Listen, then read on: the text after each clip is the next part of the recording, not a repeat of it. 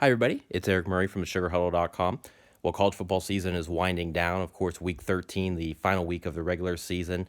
A lot of intense action as we try to see who can get themselves in the college football playoff and who's going to get knocked out at the very last moment. Next week, by the way, is conference championship game weekend. For my college football pick six next week, just to give you a heads up, I'm going to do the Power 5 conference championship games plus the top group of five championship game, which would be the AAC championship with UCF and Memphis. So just to let you know, those will be my 6 games next week, in case you're wondering. But anyways, just first of all, please go to sugarhuddle.com as always. Please like my YouTube channel and also, or subscribe to my YouTube channel and also like my Facebook page, which is the Sugar Huddle. But anyways, so, week 13, college football, a couple really big matchups to see who could kind of survive and advance for another week, try to really kind of clear up this playoff picture. We had, of course, because of Thanksgiving weekend, we had a number of Friday games as well as a number of Saturday games. So instead of going in order of significance of the 6 games the way I have them rated, I'm actually going to go on down the line, breaking down the Friday games first, and then I'll break down the Saturday games, and we'll kind of just go from there. So, Friday, 3 games that I did was UCF in South Florida, with Washington, Washington State in the Apple Cup, and then Oklahoma, West Virginia. UCF won 38-10 to stay undefeated. Washington upset Washington State on the road in Pullman 28-15, and Oklahoma won another crazy shootout per usual in the Big 12, 59-56 over West Virginia. Saturday games, by the way, Ohio State beat Michigan 62-39. Obviously, pretty wild outcome there. Notre Dame beat my Trojans 24-17, no shock there. And Texas A&M LSU, the craziest game, 7 overtimes. A&M won 74-72 college basketball. Those two teams, when they play each other in college basketball, I'm not sure they would score 146 combined points. But anyways, I ended up winning the game on UCF, and I lost on the spread. I lost the game and the spread as far as Washington. I lost the game, and I won the spread in the Oklahoma game. I thought West Virginia would win that game. Saturday games, Ohio State, I thought Michigan was going to beat them by a touchdown, so I lost on both of those. Notre Dame, USC, I picked Notre Dame, but I thought they would also cover the spread, and they didn't. USC was able to score late in that one, and then A&M picked them to win the game and cover the spread, and LSU was able to beat it by like a half point. So be it. That's the way it goes. So anyways, I finished 3-3 as far as picking overall winners in the week, and 1-5 against the spread. So my first bad week in a while picking against the spread, unfortunately. On the season, my overall record is 32-34, but now I'm way behind the sticks, so to speak. On my spread picks for the year, I'm now 28-38. So, so be it. But anyways, starting off with the UCF game, now they're 11-0. 24-game winning streak. They play Memphis in the championship game next week. Interesting thing with that matchup, by the way, is Memphis is the one team that played them down to the wire. Remember, UCF won that game 31-30 earlier in the year, so Memphis, 8-4 football team, really has a chance to possibly pull off an upset. Now, the big news coming out of this UCF game is, of course, the unfortunate injury to quarterback Mackenzie Milton. Since the start of last year, he has the most combined touchdowns responsible for by quarterback, 79 total between passing and rushing. And in this game, second quarter, he had a horrible leg injury. He did a kind of an option keeper, and the defender just flew in and tackled him, and it just completely wiped out his leg. I mean, his leg was pointing a different direction. It was crazy. It's very similar to the Willis McGahee injury in the Fiesta Bowl, 2003 Fiesta Bowl for the 2002 title back in the day, Ohio State, Miami. It's a really, really rough injury. But anyways, they lost him in the second quarter, and they were up like 17-0 already by that point. And, they had trouble kind of getting their offense going after that. They have Daryl Mack Jr. He's a freshman from the state of Virginia, and obviously, he wasn't expected to play. They didn't expect this kind of injury to happen. So they were trying to kind of figure things out. They were trying to figure out their offense for a while, and allowed South Florida to get back in the game. It ended up being a 17-10 game in the third quarter. South Florida, Johnny Ford, one of their running backs, had a 34-yard touchdown reception, wide open pass, and was able to roll into the end zone for the touchdown. But then Central Florida, like they always do, they finally kind of got it going offensively with the new quarterback, and they were able to pull away and win it 38-10. Um, you know, tough situation, obviously, and UCF wasn't going to get into the playoff anyways. The committee had already decided that long ago, and they're definitely not going to get in now because they got a backup quarterback, and he struggled. He was 5 of 14 for 81 yards, so he tried to hold his own, and they were able to pull away. But just a tough situation there, and they did get it done on the ground. 58 carries, 391 yards, 4 touchdowns. McCray, 16 carries, 181 yards, 3 touchdowns. And then, they also had a really exceptional cornerback play. I thought their defensive backs were really tough and physical in this one. Very NFL-like, and that's why they put a number of defensive backs in the NFL in recent years. So give Central Florida's coaching a lot of credit for that. But, it's a situation where, now you wonder, okay, we thought we were golden, and now we're really going to have our defense step up, and the defense has done a great job these last 2 weeks. Cincinnati and South Florida, in both cases, favorable matchups because those are physical type teams, and it was easier for Central Florida defensively to fly the football and make the plays they need to make. Next week will be interesting because, of course, playing a team like Memphis, who's a spread you out team, it'll be tough, and we'll see if Central Florida can find a way to keep manufacturing points. As far as South Florida goes, they really kind of struggled to get their offense going because of the fact not just that Central Florida is obviously really good, but their starting quarterback, Blake Barnett, he actually had a shoulder injury and couldn't play in this one. So they had 2 backup quarterbacks that were switching off, and both of them struggled badly.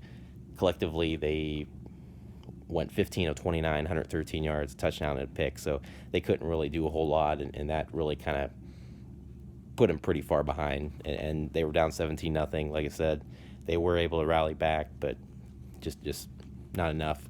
Just too much Central Florida. They're a tough football team, but again, we'll see what happens in the Memphis game, especially now because of their unfortunate quarterback situation.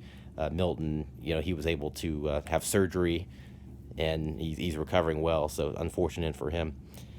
The Oklahoma-West Virginia game, per usual, the Big 12, you expected a crazy shootout. West Virginia, of course, last week choked away that game in Oklahoma State, big lead, so they were out of the playoff mix. But the way this set up is the loser of this game would also get knocked out of the Big 12 title game mix. What would happen is Texas, if they beat Kansas, which they ended up doing, Texas would get into the conference title game, and they'd play the winner of this game. Well, now we have Oklahoma, Texas. Seeing them play twice in 1 year is going to be really, really weird, but that's what we're going to have. Oklahoma, Kyler Murray, I mean, what can you say about him? He's right there in the Heisman mix. A lot of people think he should win the Heisman over Tua Tagovailoa from Alabama. I still think Tua should win it, but Kyler, I mean, another Oklahoma quarterback putting up these huge numbers, and in his case, obviously, he's a heck of a runner as well. In this one, he had not just 9 carries, but he had 114 yards and a touchdown. He had a couple of big third down conversions, 20 of 27, 364 yards, three touchdowns and a pick overall. They had 668 total yards, but their historically bad defense gave up 704 total yards.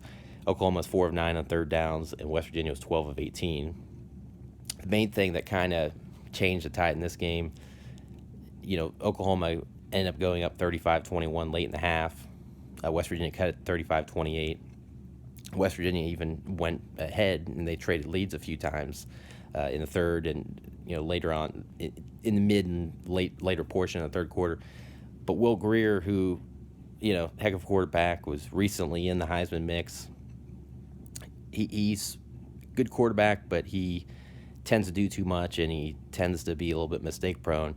And he had 2 bad fumbles in this one, and that was basically the difference in this game because Oklahoma's defense, for as bad as they were, they had a defensive touchdown, and those 2 big fumble recoveries changed it. The first fumble recovery, again, he was doing too much, and he lost it the last possible second as he was getting sacked. And so anyways, that allowed Oklahoma to make it a 35-21 lead and really put West Virginia behind for a while there, and they really had to battle back pretty hard. And in the second one, they were down 52-49 in the fourth quarter.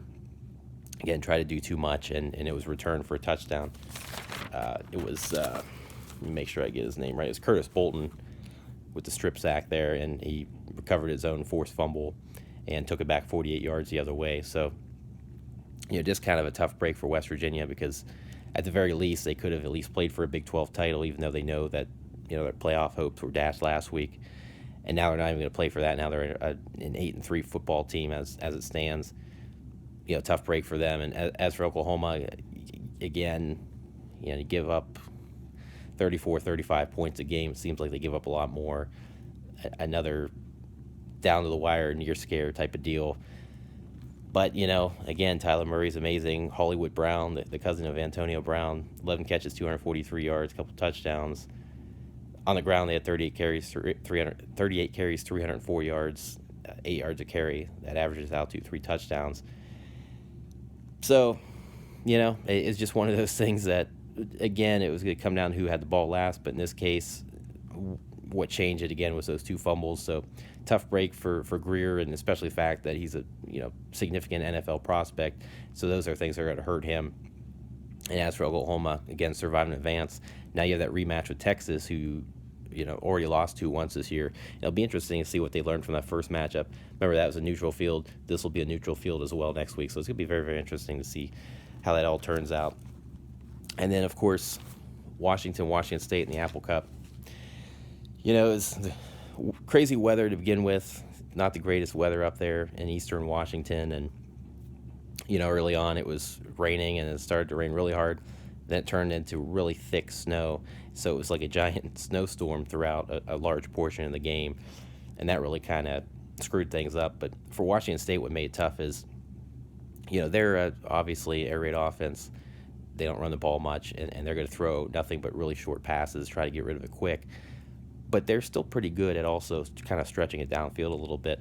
And Washington's defense did a terrific job of just making Gardner Minshew just throw the shortest of passes possible. And it just felt like every single play he was just throwing swing passes and screens to his running backs. Max Borghi especially got a lot of catches. So just one of those deals that Washington State, they could never get into a rhythm. Again, when you have that sort of weather, you need to be able to run the football, and there were a couple times where they had some nice runs. One was a touchdown run and got them back in the game, but nonetheless, when you're not a balanced offense, when you rely on a certain type of passing game and you can't consistently run the ball, it makes it tough. And Washington's defense, I thought, did a terrific job in this one. And the other side of it, Washington's offense, you had Myles Gaskin, who had a tremendous game, but you also had Jake Browning, your quarterback, who's been much maligned this year, and he had a tremendous game. Early on it was interesting because they were driving down early. Browning was picked off in the end zone. First time he's been picked off in the red zone in his collegiate career. And then Washington State, they turn around, they drive down the field, and Gardner Minshew, of course, the quarterback slide rule, it's where you start your slide is where they stop you at, and he stopped short on third down, so it ended up being 4th and 1, and they couldn't get it. So that kind of screwed them up. Really kind of switched the momentum back and forth. And then Washington, Jake Browning, he's not known for great arm strength, but he did a beautiful job, fluttering a deep ball like 50 yards down the field in the snow, mind you. Very, very accurate throw.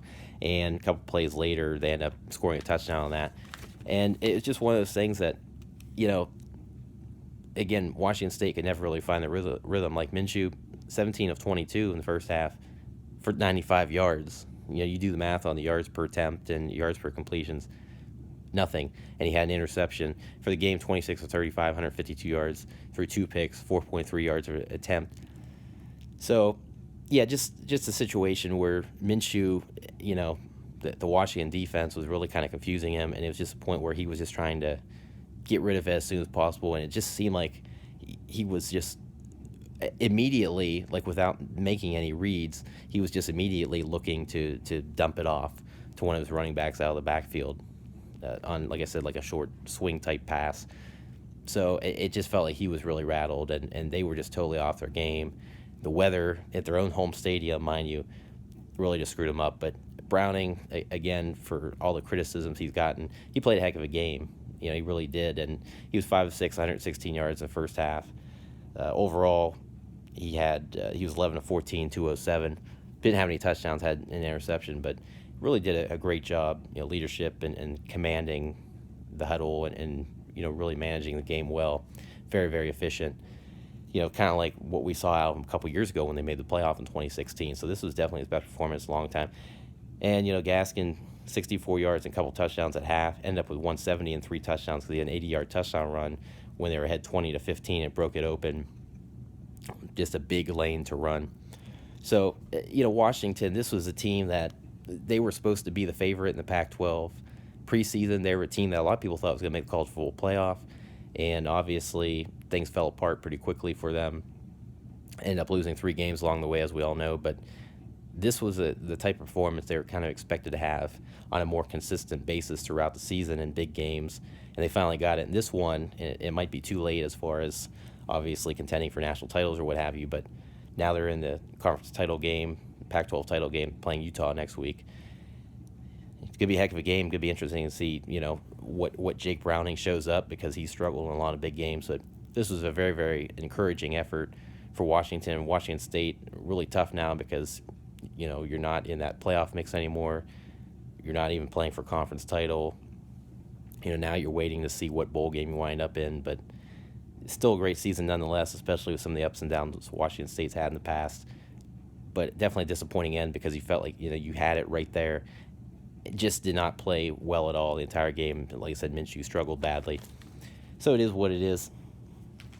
And, of course, the Saturday games, the big game, the biggest game of the weekend was, of course, Ohio State, Michigan. And, Michigan, everybody thought this was finally their year for them to beat Ohio State, for Harbaugh, who's 0-3 against Urban Meyer and Ohio State, to beat them.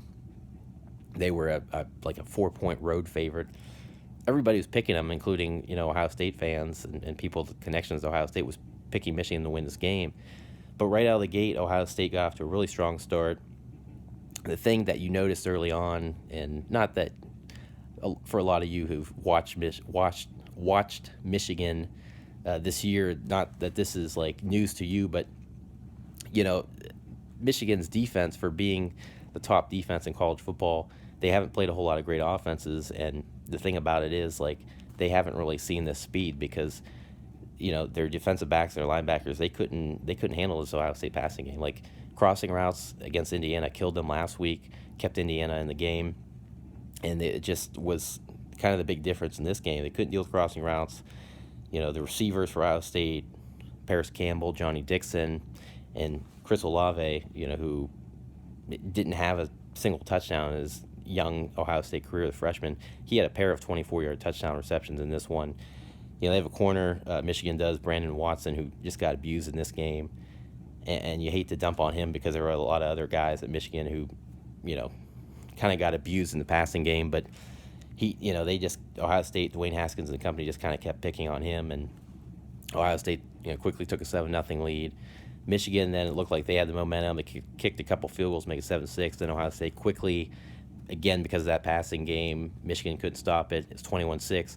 And Ohio State committed a ton of penalties, a lot of stupid penalties. A couple of them they probably shouldn't have been penalized for, but a lot of them they earned. And basically at that point, you kind of felt like, okay, this team should be up by 3 or 4 touchdowns. And eventually they did do that in the 62-39 win, but it took a while for them to get to that point. And then Ohio State, again, continued to shoot themselves in the foot. Michigan had a long touchdown drive, scored with less than a minute left to make it 21-13. Then Ohio State, they have that bizarre, kickoff rule in college football now where if it's inside like the 25-yard line, you can call a fair catch in the field of play. Really strange. Well, anyways, Ohio State has a young running back who, McCall, what's his name? Demario McCall. He tried to call a fair catch around the 1 or 2 yard line, like just past the goal line, and the ball went through his hands and it kicked off his foot. And a Michigan player dove on at the 9, and in the very next play, Shea Patterson threw it to Chris Evans wide open for a touchdown. And Michigan was kind of foolish to go for 2, and they didn't get it, so it was a 2-point game instead of a 1-point game. But then all of a sudden you're like, wow, maybe this Michigan team, for as badly as they've played, maybe they're going to steal it. Maybe this is their year. Well, then Ohio State counters with a real quick drive, but they go 74 yards in like 40 seconds. And they end up having to kick a field goal from the 1 yard line because they screwed around on a couple plays and made some bad decisions. And they did that again in the third quarter to make it 27-19. But still, Michigan's offense, even the second half, kind of same old story. Like the only thing that was really moving the chains for them wasn't really the running game or really the passing game. It was just penalties against Ohio State, pass interference penalties, stupid things. Ohio State secondary, especially Arnett, they were all kind of making some mistakes there too that kind of allowed Michigan to extend a couple drives there. But overall, Ohio State, they end up going up 34-19 because what happened was they're up 27-19. Michigan had terrible protection for their punt. They had like one up back for some strange reason. Ohio State broke right through the line, blocked the punt, returned for a touchdown. And then a few plays later, Patterson had a terrible interception in the coverage, and Ohio State ends up going 41-19. And that, late third quarter, game's basically over by then. So yeah, this was just terribly embarrassing for Michigan. Give up 62 points to your hated rival when everybody favored you to win the game. Just horrible. And Jim Harbaugh, he's never going to beat Ohio State. That's a conclusion I've come down to. He's not going to beat Ohio State. And, Michigan, I know he's turned them around as far as making him a consistent 10-plus win-a-year team, but he was brought in specifically to win national titles. They haven't even won a division title. They haven't even played in a Big Ten title game, let alone win one, let alone be in the playoff. So, it's just one of those things where 4 years now, he's been a disappointment. He's been better than Brady Hoke, but I don't know if he's been head and shoulders above Brady Hoke when you consider Brady Hoke's expectations were much lower than Jim Harbaugh's. So Jim Harbaugh's been a major bust, and at the end of the day, I think it's one of those things where they'll keep him around for another year, but I'm just wondering how much longer Michigan can do this for. And, there's no guarantee that Urban Meyer's going to retire. I think he's going to. His health issues are really starting to get to him. But, there's a possibility even if he does retire, whoever Ohio State's coach is next year could end up dominating Harbaugh in Michigan. So maybe that's what Michigan's going to do. They're going to give him one more year, try to see if, with a theoretical new Ohio State coach, if maybe Michigan can finally get over the hump. But it just doesn't seem like they're going to. It just seems like it's they're just not going to beat Ohio State. They've lost 16 of 18 now, 14 of the last 15, and of course 7 in a row. Harbaugh 0-4, like I said. So it's just not happening. Now, as far as Ohio State goes, they're going to move up to, I'm thinking, like 6th in the playoff rankings. But the thing is, it's hard to say that they're a new team and all of a sudden they deserve to be a playoff team because it's just a repeat of last year, really. Last year they were wildly inconsistent. They got killed at Iowa. Iowa ended up being a mediocre team. This year they got killed at Purdue, lost by 29. Purdue's 6-6, just became bowl eligible on Saturday with a win over Indiana.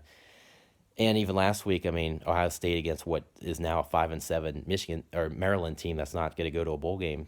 They won in an overtime shootout, and obviously if Maryland would have had a competent passing game, they would have made the simple 2-point conversion pass to the wide open receiver and would have won the game, and Ohio State wouldn't have even been in the playoff conversation, obviously.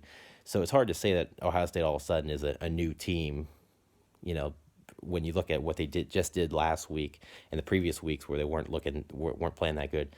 So Ohio State still isn't deserving right now of being a playoff team, but again, if Alabama takes care of business, SEC title game next week, and Texas can beat Oklahoma for a second time, then Ohio State's in, assuming they beat Northwestern, of course. But yeah, right now they're on the outside looking in, and it's kind of a repeat of last year. So there's a very good chance they could wind up finishing 5th, like they did last year in the final rankings after the conference title games before the bowl games.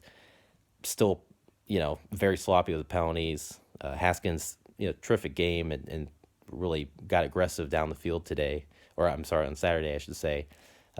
As opposed to these last several games where he's been thinking and dunking a lot. So, you got to give Ohio State a lot of credit for this win, but again, still not quite playoff caliber. Michigan, they couldn't run the ball consistently. Then they started committing the penalties. Just killer. And speaking of committing way too many penalties and doing stupid things and shooting themselves in the foot over and over again,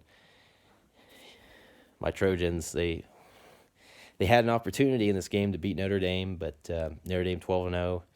Congratulations to them. They're currently ranked 3rd, and they're going to be in the college football playoff, so it'll be their first playoff appearance. Of course, they played in the BCS title game in 2012. So that was the last time that they had, by season's end, a chance to do something big. USC, they Clay Helton, he took over the play calling duties within the last few weeks, and I actually thought early on he called a pretty good looking game. JT Daniels, freshman quarterback, has made a lot of mistakes this year, but he's also shown potential. Offense line obviously is very shoddy. So basically, what they decided to do is come out and get aggressive with a shorter passing game, doing a lot of shorter 5 yard throws and some 8 and 9 yard down the field type throws. Daniels, he had, I think, 24 pass attempts in the first half, or no, actually, I take that back. First quarter, he had 17 pass attempts, and none of them were longer than 11 yards in the air. He was 16 of 17 after the first quarter. Let me see. Let me pull it up here. Yeah, he was 16 of 17 for 138 yards at the end of the first quarter, 26 of 31 for 244 at half. And I think I saw a stat where there were like 8 teams that Notre Dame's played this year that they hadn't even given up that many passing yards to for an entire game, and Daniel was able to do it in the first half. But see, the thing about it is, it was working early on, but you could tell that Daniels, who obviously has a great connection with his high school teammate and now USC teammate, Amon-Ra St. Brown, you could tell he was starting to stare him down again. He was trying to force it to him because St. Brown was getting a lot of catches early. I think he had like 8 catches at the end of the first quarter, 7 or 8 catches at the end of the first quarter, something crazy like that. So he was starting to force it to him. The running game was, making a couple of efficient runs. They weren't really trying to run it much. They were just trying to keep throwing it. And the defense was looking sharp. They were really getting after it. And Ian Book was really rattled. The most rattled he's been, the entire time he's been a Notre Dame starter, I think. But, down the stretch, USC 7-0 lead early on, made it 10-0, but that was a drive where they could have really easily put it in the end zone, scored. And then, of course, along the way, they had 2 lost fumbles in the first half in Notre Dame territory. In both cases, one of their wideouts lost a fumble before they hit the ground. I know, it was St. Brown, I think, was the one, and then I think it was Michael Pittman Jr. on the other. So those were 2 drives where they could have easily scored touchdowns or maybe another touchdown on a field goal. So at the end of the day, they ended up with just the 10 first half points. Notre Dame started to heat up before the half, and they cut it to 10-7. But, the thing with USC, they've blown like 5 or 6 halftime leads now, and a lot of it is obviously the poor coaching from Clay Helton and his staff. A lot of it is they just don't know how to make in-game adjustments. They don't know how to make, halftime adjustments. And this was a perfect example because, Notre Dame, they completely took away that short passing game, start the second half. They started bringing a linebacker over on St. Brown. And so JT Daniels was starting to really struggle. He's really kind of off his game. I think he only completed 3 passes for like 33 yards in the third quarter. And then the running game was starting to struggle a little bit. Notre Dame was starting to crank up the pass rush. And on the other side of it, USC's defense, they were just letting these Notre Dame running backs out of the backfield free in the passing game. Like Notre Dame was running a whole bunch of wheel routes, and a couple times they missed on throws. A couple times they got some completions. So USC's defense, and then of course USC's defense, they've been for years now. They've been horrible on third downs. Ian Book, he had a key third down run. I think that was in the fourth quarter when USC was down by a touchdown. A couple other key third downs where USC just wasn't covering like a wide open receiver. They just let him sneak out of the formation and out of the backfield and things like that. So just kind of the same old for USC on both sides of the ball, just the same incompetence. Started committing some penalties, pass interference, and they at one point I want to say it was still tied in the third quarter when this happened, but USC had this big completion and it was really going to kind of turn the tide of their drive. And it turned out there was an illegal man downfield, which turned out to be St. Brown.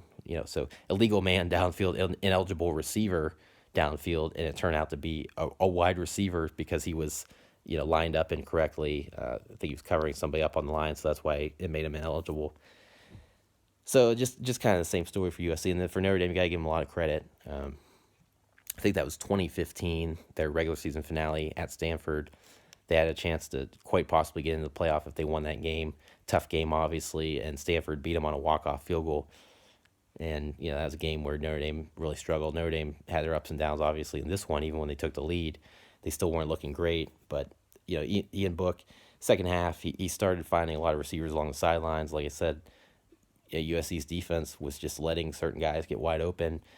Um, you know, running game wise, they couldn't really get anything going in the first half, and then suddenly the second half, even though it wasn't a whole lot better, I think they had 32 rushing yards in the first half, and they only had like 89 in the second half.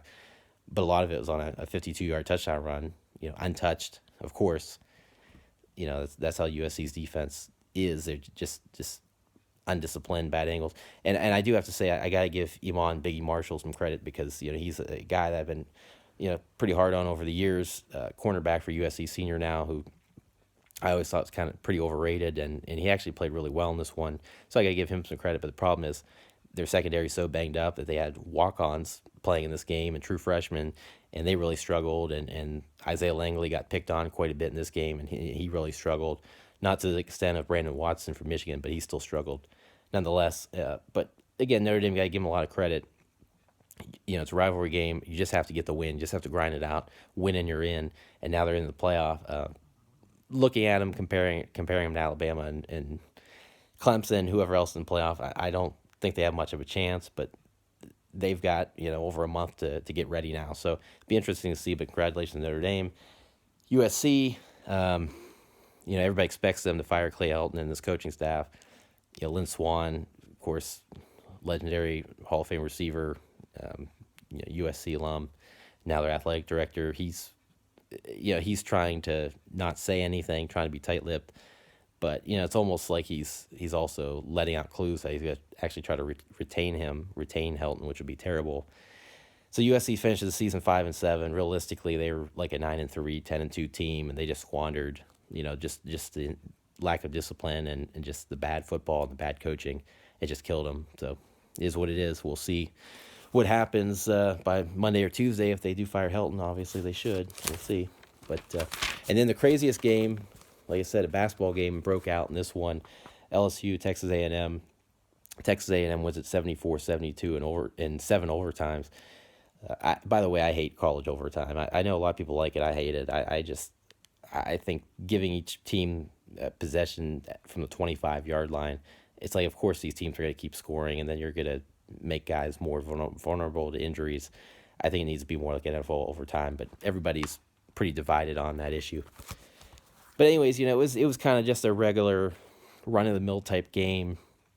A&M had a 17-7 lead late in the first half. LSU kicked a field goal, and then LSU actually scored, I guess it would be 20 or 17 unanswered points, something like that, because they ended up going, or no, actually take that back. It wasn't unanswered. Whatever. Anyways, what I was going to say is it was 24-17. Yeah, 24-17 Texas A&M in the fourth quarter. And, they had the ball. It seemed like they can't say they're in control of the game because they're only up by a touchdown. But then their, tremendous running back, he gets stripped, and LSU takes it back. I think it was like 48 yards or 45 yards, something like that, the other way. Suddenly it's a tie ball game, and LSU goes up 31-24. And then this is where it gets really wacky because, they had the ball. They were driving LSU territory. With like 2.5 minutes to go in the game. Kellen Mond, the Texas A&M quarterback, 4th and 5, really nowhere to throw. He ended up putting up great numbers, but he was very indecisive throughout the game. He was rolling out a lot, and he was very indecisive, really holding the ball quite a bit. And, he did that again, and it was kind of like he wanted to take off and run, but he hesitated. By the time he decided to take off and run and commit to it, he got bottled up, and he only gained like 3 yards, so he turned over on downs. LSU ended up punting pretty quickly, and then A&M was able to get it back. But it's a crazy thing. I think it was like within the first or second play of that next drive, A&M threw what looked like the game-ending interception, and so LSU was like, okay, LSU's got the win, improved to 10-2, 7th-ranked team in the country. Maybe they move up, maybe they don't, whatever. Well, then it turns out upon replay review that Mond's knee was down before he made the throw, so that gave A&M new life. And then where it continued to get crazy is the clock was running down. They were, I don't even know what the yard line was, but pretty close to the end zone, and it looked like the clock ran out before A&M was able to successfully spike the ball into the ground to try to get one more play. So LSU thought the game was over. They actually gave Ed Ogeron a Gatorade bath, and then it turned around. They reviewed it, and there actually was a second on the clock. So Texas A&M got one more play, and of course they threw a touchdown in the back of the end zone, and they tie it. So then it goes overtime. Traded field goals early, traded touchdowns, traded 2-point conversion because third overtime you have to start going for two when you score touchdowns. But yeah, I mean it was just a game. It didn't want to end. Let me get some names here so I don't screw any of them up.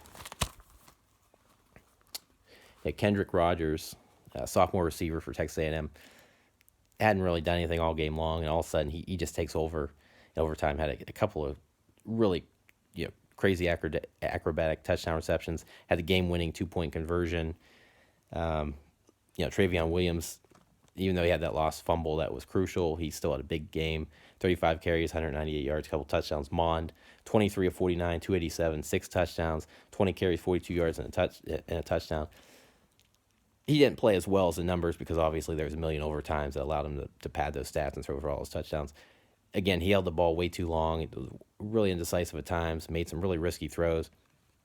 But at the same time, he's a gamer, and I got to give him a lot of credit for this performance. It was big because, Williams did a nice job and Rogers did a nice job in overtime. But, Mon throughout the game, and especially down the stretch when they had to come back to force overtime and then keep them alive in overtime, he did a nice job. Got to give him a lot of credit. Now, on the other side of it, Joe Burrow, the LSU quarterback, he's been a game manager. He hasn't been able to, find the end zone very much. I think he had like 9 touchdown passes coming into this one. Just not making enough plays in the passing game. That's kind of been LSU's Achilles heel, and that's why they're not, competing for a national title. That's why they couldn't beat Alabama recently, and they've struggled of late since that Alabama game. I mean, they've barely gotten some wins against some not so good teams. Obviously, they had a golden opportunity to win this one. It came up short, but you kind of have to feel bad for him because even though I have no rooting interest in this one, he played a heck of a game. I mean, he played every bit as well as Mond, and in some respects, maybe even outplayed him a little bit. And they kind of used him like a Tebow, Tim Tebow type figure in this game. He had 29 carries, 100 yards, and 3 touchdowns. So they were using him a lot, and he was doing a great job. And then through the air, 25 of 38, 270, and 3 touchdowns. So yeah, kind of a shame for him. Kind of a shame for LSU because you just don't expect to play a 2 or 3 overtime game, let alone a 7 overtime game. So when you do that, and now all of a sudden you're settling for a 9-3 season, you're gonna play in the Citrus Bowl or the Capital One Bowl or the Outback Bowl. Great locations, all in Florida. I'd love to go down there for those games, but not when you're LSU, not what you're hoping for. Especially when you've already lost the SEC West, you're thinking 10-2, we can at least go to a New Year's Six bowl game, Sugar or Fiesta or whatever, and now you're not even going to get that. So, some frustration for LSU down the stretch, lose a couple games later in the year. But, it's kind of been the story of LSU. You have a lot of NFL talent, a lot of exceptional defenders, and you really can't blame them for this final score because everybody was so hurt and worn down that both defenses, especially in college-style overtime, this is what happens. But, they have the strong defense generally. They can run the ball real well. But, again, it comes down to the quarterback play, and that kind of cost them this year. But got to give Burrow a lot of credit in this one and played exceptionally well. And I thought in some ways, like I said, might have even outplayed Mond a little bit. But, really nice win for A&M. They finished 8-4, second in the SEC West, second in the SEC West. I kind of thought they would be maybe more like 3rd or 4th in the SEC West, and they'd win probably 6 or 7 games, which is basically what they do every year. And they were on the verge of that, but they got that 8th win. Remember, they almost beat Clemson earlier in the year. Great game. So, I got to give Jimbo Fisher credit because I think they overachieved a little bit. Still not sure if Mond is a long-term answer, but he's definitely done enough that he'll be the clubhouse leader going into next year. So, anyways, crazy game, basically like a basketball game broke out. As always, please go to sugarhuddle.com. Please like my Facebook page, the Sugar Huddle, and also subscribe to my YouTube channel. And look for this NFL stuff that's going to be coming up within today and the next day. Anyways, take care.